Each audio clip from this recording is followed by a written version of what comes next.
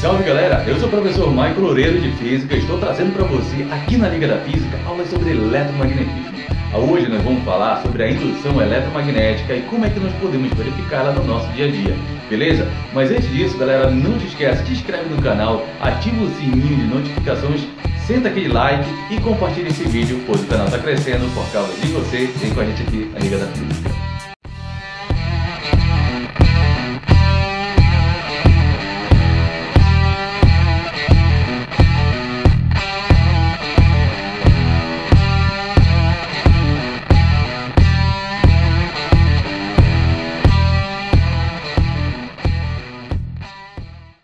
Salve galera, eu sou o professor Michael Loureiro de Física e estou trazendo para você a aula aqui sobre eletromagnetismo. Lembrando que nas aulas passadas nós começamos a falar sobre o magnetismo, vimos algumas propriedades sobre eletricidade e magnetismo para poder falarmos do eletromagnetismo. Caso você tenha perdido alguma dessas aulas, dá uma olhadinha lá na nossa playlist, confere, assiste realmente, faz as suas anotações, depois vem para cá, beleza? Lembrando que também a aula passada nós falamos sobre algumas aplicações no nosso cotidiano sobre a parte do eletromagnetismo, beleza? Curiosidades, e matamos aí uma parte muito importante do conteúdo de magnetismo / eletromagnetismo. Então, vamos começar aqui com uma outra aula falando sobre a indução eletromagnética. Exatamente, galera. Se hoje nós somos muito dependentes de corrente elétrica, isso porque essa aula só é possível você estar assistindo ou pelo seu smartphone ou pelo seu computador, seja por qualquer outro dispositivo, provavelmente você está usando o quê? Uma quantidade de corrente elétrica, e isso se dá mediante a indução eletromagnética. Então, para a gente, no uso de motores elétricos e circuitos de corrente alternada, revolucionou a sociedade moderna. Hoje, o seu uso é tão demasiado que é difícil imaginar a vida sem eletricidade, não é verdade? Neste tópico, então, o que a gente vai fazer? A gente vai revisar a base do funcionamento de transformadores e motores de corrente alternada. Lembrando, galera, que isso aí tem a ver com a parte de indução eletromagnética. E no dia da prova, lembre-se que você, ao fazer qualquer questão de circuito elétrico, você sempre vai trabalhar com corrente elétrica contínua. Aqui nós vamos comentar algumas situações da corrente elétrica alternada, que é aquela que chega até a nossa residência, beleza? Bom, então vamos prosseguindo. Nós temos a FEM induzida. Michael, o que é FEM? Bom, essa sigla FEM indica pra gente força eletromotriz induzida, beleza? E como é que se dá? Bom, nesse caso, os elétrons livres na barra ficam sujeitos a uma força magnética na direção paralela à barra e sentido de A para B. Nesse caso, a extremidade A fica carregada positivamente e a B fica carregada negativamente. Então, isso quer dizer, galera, que quando você observa, vou pegar rapidinho aqui o nosso laser para você visualizar melhor. Quando eu tenho aqui um campo magnético e eu tenho uma barra imersa dentro dele, lembrando que esse campo, por esses pontinhos, indica o quê? Indica a polaridade norte. Se fosse X, indicaria a polaridade sul. Então, nesse caso, eu tenho aqui as linhas de campo saindo da tela, beleza? E eu tenho uma barra que está de forma perpendicular, isso quer dizer formando um ângulo de 90 graus, beleza? E outro você detalha aqui que você tem, olha galera, você tem aqui a velocidade também de forma paralela. Então isso quer dizer que quando essa barra se movimenta, haverá, olha, essa distribuição de cargas. Em uma extremidade eu vou ter cargas elétricas negativas, em outra eu vou ter carga elétrica o quê? Positiva, beleza? E as cargas continuam a se concentrar nas extremidades até que se estabeleça um equilíbrio. Bom, nesse caso, há um campo elétrico vertical para baixo e a igualdade do módulo entre a força magnética para baixo e a força elétrica para cima, entre os terminais, há o que nós chamamos de força eletromotriz induzida, beleza? Para justamente fazer essa nossa separação. Galera, indo um pouquinho mais à frente, vamos entender que essa força eletromotriz induzida nessa barra, que tem um comprimento L, ela pode ser calculada da seguinte forma. Eu tenho uma letrinha grega que parece um 3 invertido aqui, na verdade, e ela passa a ser proporcional a V vezes B vezes L. Quem é V? É a velocidade de quem? Da nossa barra. Quem é B? A intensidade do nosso campo magnético. Quem é L? É o comprimento dessa nossa barra. Beleza? Então, não esquece disso aqui. Bom, a gente percebe então que para justamente ter essa força eletromotriz induzida, nós precisamos que essa barra ela encontre-se de que forma, galera? Exatamente, em movimento, ela tenha uma determinada velocidade. Até primeiro porque, se ela estiver imersa dentro desse campo, tendo qualquer valor de comprimento, se ela estiver em repouso, isso aqui seria igual a zero. Então, este produto todo tenderia a também ser igual a quanto? Igual a zero, beleza? Então, muito cuidado nesses tópicos, justamente quando se falar na parte da força eletromotriz induzida. E é justamente por isso que nós temos dentro das usinas, seja ela hidrelétrica, termoelétrica, até mesmo nuclear, a movimentação contínua das turbinas. E justamente essa movimentação é a transformação de energia cinética em energia elétrica. Quanto menor a rotação, menor, abre aspas, a produção de quê? De energia. Bom, mas para isso, galera, nós temos algo importante dessa indução, é o que nós vamos chamar de fluxo magnético. Nesse caso, a indução ela é descrita por Faraday e depende de 3 fatores. Quais seriam eles? A intensidade do campo magnético, a área a ser atravessada pelas linhas de campo magnético e, claro, o ângulo entre as linhas e o campo e a força, ou nesse caso, a reação normal da superfície. Vamos aqui? Vamos entender? Bom, você percebe aqui que eu tenho linhas de campo que estão na parte subindo, né? Estão saindo da parte inferior para a parte superior. Então, nesse caso, essa região seria a região norte e aqui seria a região sul. Por que, Maico? Porque se a linha sai de um canto e chega até outro, eu tenho justamente quem, galera? Eu tenho aqui, ó, quando sai a região norte e quando eu tenho a entrada aqui a região sul.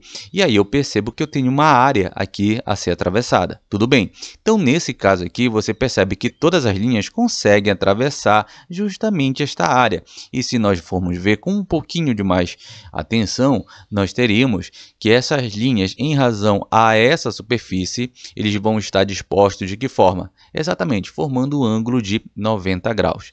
Nesse caso, o que que tem aqui? O que que nós temos nesse outro aqui? Perdão pela engasgada aqui. Então, galera, o que que eu tenho aqui? Olha, eu tenho a mesma superfície, só que agora, olha, colocada lateralmente. Então, percebo que agora nenhuma das linhas, neste momento aqui, vão fazer o quê? Vão atravessar. Então, nesse caso aqui, galera, eu percebo que o fluxo seria zero. Mas, olha só, percebe que ele coloca para você uma situação bem aqui, ó, o ângulo θ entre as linhas de campo e a normal. Galera, se a gente pegar, vou trazer aqui para você rapidamente a nossa canetinha. Lembra que a força normal ela é uma força aonde nós temos com a superfície um ângulo de 90 graus. Então, se eu pegar daqui uma linha, traçar aqui, ó, desculpe não ficou bem retinha, ela vai formar com essa superfície aqui, ó, um ângulo de quanto? Exatamente 90 graus. Então, eu tenho a minha força ou a minha normal imaginária. Quando eu cruzo, por exemplo, com as linhas de campo, eu percebo que a normal com a linha de campo forma 90 graus. Então, nesse caso, quando eu tenho que a normal, que corresponde à superfície dessa nossa área, formar com a linha de campo 90 graus, eu vou ter o fluxo igual a quanto? Igual a zero. Nesse desenho aqui do A, se nós pegarmos bem aqui, nós vamos entender, ó, que a normal ela também está na mesma direção e no mesmo sentido de quem? Da linha de campo. Então, nesse caso aqui, galera, o que que nós teríamos? Elas sendo o quê? Paralelas. Então, peraí, se forem paralelas, isso quer dizer que está formando o ângulo de 0 grau e eu tenho justamente o fluxo, o quê? O fluxo máximo dessa nossa, do nosso fluxo magnético, beleza? Então, não esquece, isso é uma dica que eu estou dando para você. Deixa eu rapidinho apagar aqui, passar a nossa borrachinha, beleza? Passamos aqui nossa borrachinha e aí nós vamos seguir em frente, beleza, galera? Espero que tenha ficado bem entendido essa parte aí do fluxo, tá bom? Bom, quanto à variação do fluxo magnético, nós temos alguns casos de variação do fluxo magnético, beleza? Por exemplo, quando você tem a variação da área também, por onde passam essas linhas, eu vou ter um fluxo variável. E aí eu vou ter justamente, um pouco mais à frente, aquilo que nós chamamos de motores elétricos. Olha só o que acontece aqui, gente. Nós temos aqui norte, né, a polaridade norte. Eu tenho aqui uma espira quadrada, não precisa ser circular. E aí um detalhe. Quando eu tenho a variação desta área, eu tenho uma variação justamente de quem? Do fluxo magnético. Vamos imaginar que você fosse diminuir cada vez mais essa área, então a quantidade de linhas ao passar por aqui também se torna menor. Se nós aumentarmos essa área, quanto maior for essa área, maior passa a ser quem? Essas linhas do campo magnético, e é o que acontece aqui. Por exemplo, nós temos um ímã, onde eu vou ter uma polaridade e a nossa areazinha aqui vai ter o que, galera? Vai passar linhas da nossa espira quadrada e ele vai poder rotacionar em cima do seu próprio eixo, beleza? Bom, então vamos seguindo em frente? Vamos lá. Mas tem um detalhe, galera, toda vez que nós temos justamente essa variação do campo magnético, eu tenho aqui o que nós chamamos de lei de Faraday e também a lei de Lenz. Na verdade, essa lei é chamada de Faraday-Lenz, onde eu tenho que o sinal negativo na expressão, aonde eu vou ter... perdão, de novo... O sinal negativo na expressão da lei de Faraday, ela vai descrever o resultado conhecido como lei de Lenz. Como assim? A corrente induzida em um circuito aparece sempre em um sentido tal que o campo magnético criado tende a contrariar a variação do fluxo magnético através da espira. Aí você pode me dizer assim, mas como assim? Bom, imagina o seguinte, eu tenho nesses dois momentos aqui, eu tenho dois ímãs em movimento, aonde eu tenho... Você percebe que aqui ele está se afastando e aqui ele está se aproximando. Nesse caso, galera, a corrente elétrica que vai ser gerada toda vez que a nossa espira estiver em repouso, mas o nosso ímã estiver em movimento de afastamento, você percebe aqui que você vai ter a corrente se formando no sentido que? Anti-horário. E se é no sentido anti-horário, no centro da espira eu vou ter uma polaridade norte.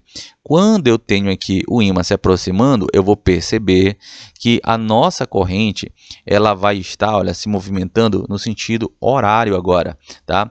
E nesse caso desse sentido horário, o que eu teria novamente? Uma corrente ou uma corrente agora, aonde eu vou ter bem no centro a polaridade sul. Agora tem um detalhe, galera. Algo muito interessante que acontece e foi explicado justamente por Lenz é que quando você tem essa variação de fluxo, no caso de uma aproximação do ímã em torno de uma espira circular, haveria uma formação de um campo no sentido oposto. Por quê, galera? Pelo simples fato do seguinte, olha lá. Quando você aproxima, você cria uma corrente elétrica e nós sabemos que essa corrente elétrica ela está sendo induzida. Neste caso, a corrente elétrica induzida nesse circuito, ela também deve criar em torno da espira um campo magnético que deve se opor ao campo magnético de quem? Do ímã que está se aproximando. Logo, entre eles, não haveria, aí nesse caso, uma atração, mas haveria o quê? Uma repulsão. Então, nesse caso, o sentido oposto também iria acontecer. Como assim? Quando o ímã se afastasse, como vai mudar o sentido da corrente elétrica, mudaria também a polaridade. Então, se vai mudar a polaridade, o que nós teríamos? Se na hora ele repeliu, já que era, por exemplo, norte com norte ou sul com sul, na hora dessa inversão, você, em vez de uma repulsão, teria o quê? Uma atração entre a espira e o nosso ímã. Beleza, galera? Então, fica atento, pois isso já foi cobrado em prova, principalmente na parte de quê? Na parte teórica sobre a parte do fluxo magnético. Dentre elas, aí o que explica direitinho é a lei de Faraday e lei de Lenz. Beleza? Bom, vamos seguindo, galera. Bom, nesse caso nós temos também, em razão da lei de Faraday, as correntes de Foucault, que são induzidas por condutores maciços. Galera, mas aqui a gente está apenas comentando para você com uma forma de curiosidade. Lembrando, viu, galera? Lembrando que a gente está focando aqui nas habilidades do Enem. Beleza. E pode atingir grandes intensidades com grande dissipação de energia em forma de calor. Aonde eu consigo isso? Você percebe logo embaixo que você tem um velocímetro. Exatamente. Então agora, quando você tem a parte da queima do combustível para justamente criar, galera, a energia, criar não, vamos colocar, transformar a energia química, a energia cinética para botar esse carro em movimento, lembre-se que também nós temos ali o motor elétrico, porque senão, se não fosse a parte elétrica do nosso automóvel, nós não teríamos como conseguir dar a partida nele para poder movimentá-lo, beleza?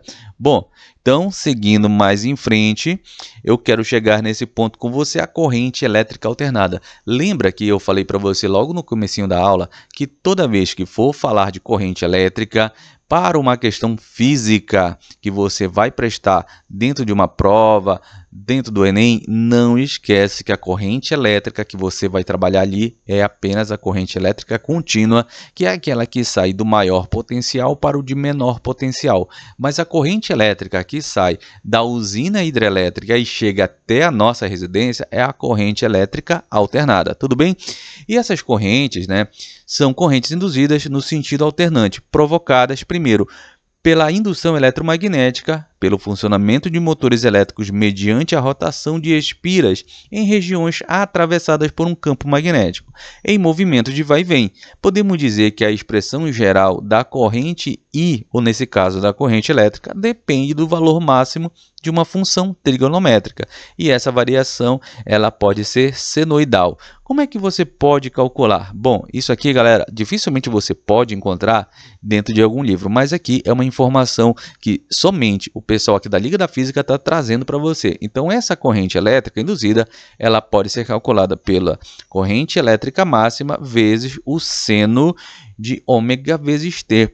Esse ômega que nós temos aqui é exatamente lá do movimento circular uniforme. Como eu falei para você, caso você tenha perdido alguma aula sobre a parte de cinemática, dá uma olhadinha lá na nossa playlist que o professor Paulo Freitas está trazendo para você essa parte de cinemática toda, inclusive, viu galera, a parte do movimento circular uniforme e transmissão de movimento. Mas só para a gente lembrar, nós temos aqui que o nosso ômega ele pode ser dado por 2πf, que nesse caso, esse ômega ele passa a ser quem, galera? A pulsação. F, claro, é a frequência com que a corrente varia no tempo. E T, claro, é o tempo ou instante considerado para aquele breve momento. Beleza? Bom, então vamos seguindo aqui. Nós temos que essa corrente alternada, você tem o seguinte, ela faz justamente, olha, este movimentozinho aqui, olha.